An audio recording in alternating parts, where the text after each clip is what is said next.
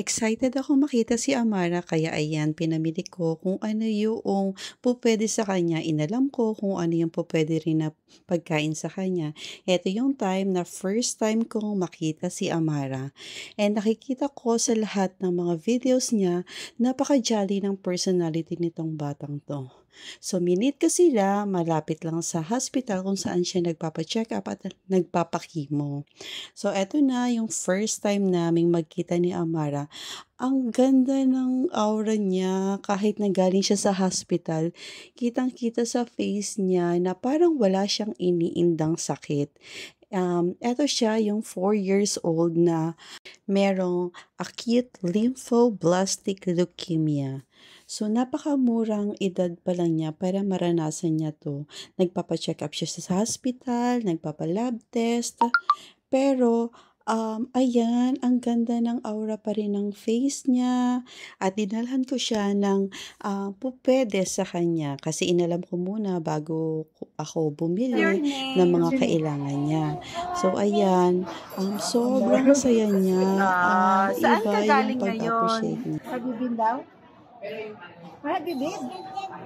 In the doctor.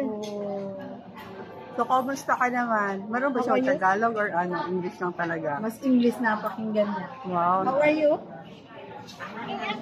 I'm okay. Di ba, ang ganda kasi ng vibes niya? Kahit na nagpupunta Oo, siya kahit sa... nagaki-mo yan. Ano yan? Oh. Ano talaga siya? Ano talaga? Jolly siya. Oo. Lalo na nung hindi pa yung nagkikimo. Hindi mo makita sa kanya na Hindi mo makitaan na may sakit yan. Oo. Tapos, Ayun. waiting for Coco. So, eto, ibibigay ko sa iyo. Oh, wow. Ang dami. Kaso, wala pang ibang dahil wala yung ibang gusto kong bilhin sa sa'yo. Ayan, tingnan mo para sa iyo yan. Wow. Para sa iyo yan lahat. Ha? Diba? Dapat bibilhan pa kita ng ibang Wow. Oh. see? What can you say? Oh. Ay, may pabas-bas pa siya. What can you say? Ayan, para sa iyo lahat Ang yan. dami mo foods. Hindi siya Hindi siya makapagsalita. Wala, ang dami. Ang dami mo foods. Wala. Did you say that? Thank you so much. Are you happy? Are you happy? Yes. Wow. Ay, ayan na, ino-open na niya. Oh my goodness. Ayan na nga, oh. Excited yan? Excited much? Wow. Kaya?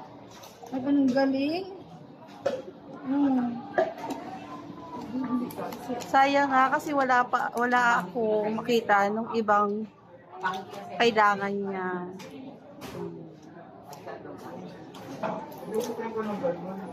Babalik kami sa linggo kasi Anong date yun? 22. Ano kasi yung kanyang ANC, ang baba, hindi siya ikikimo ng ganun. Ay, pinapa-stop ng doktor yung ibang gamot. Kotray lang. Okay. Araw-araw yun nagkukotray. Araw-araw yun. Tapos, meron siya 2 gamot na pinapainom sa kanya every, yung isa ay every, bago matulog, hapat saka isang buong minsan, pinatigil ng doktor kasi pinapahinga sa isang linggo. Sana pagbalik namin, okay na